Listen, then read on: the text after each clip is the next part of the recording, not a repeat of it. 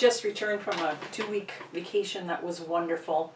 And one of the things that helped it go so well was some careful planning on the part of my husband and my sister-in-law.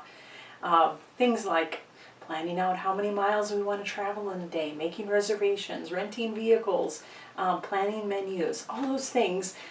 The preparation that people do in advance that make things go smoothly and make the moments enjoyable for everybody rather than feeling like you're scrambling. And back in the Bible, during King Hezekiah's reign, he was one of the kings of Judah.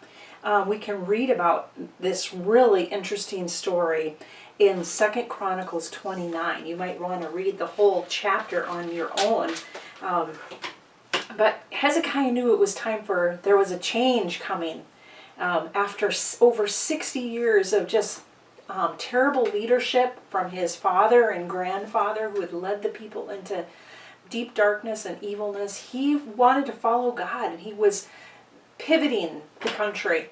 And so he called the Levites, the priests, together, and he said to them, this is in verse 4 and 5, he brought them together and he said, now consecrate yourselves and consecrate the house of the Lord, the God of your fathers, and carry out the filth from the holy place. And so he's calling the priests and the Levites, get ready, get yourself ready, get the house of God ready for the people to come back. And and I really feel like God is going to has something in mind, a pivot in our own nation, in our world, to do something new, to bring revival and for people to come back to the Lord and return to the house of God. But we as his people need to be like those Levites and priests and rise up and prepare ourselves, consecrate ourselves. And that's just what I would like to challenge us with today.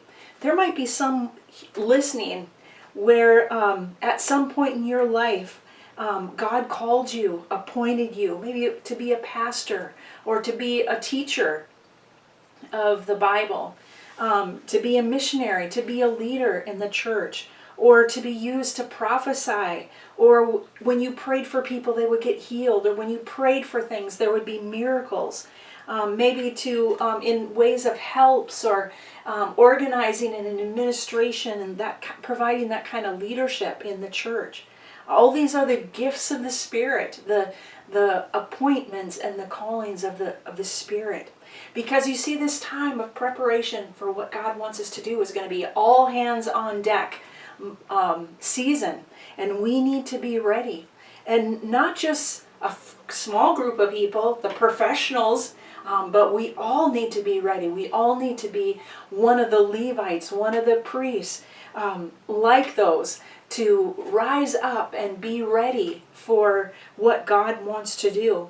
Some of you right now are right where God wants you to be. Maybe it's providing daycare or working at a nursing home, caring for the elderly, being a teacher, owning your own business, farming. But God is calling you too, is challenging you too, to be light bearers and glory bearers in that place and in that position. So I just want to put out the call to each one of us to get ready. Consecrate yourself.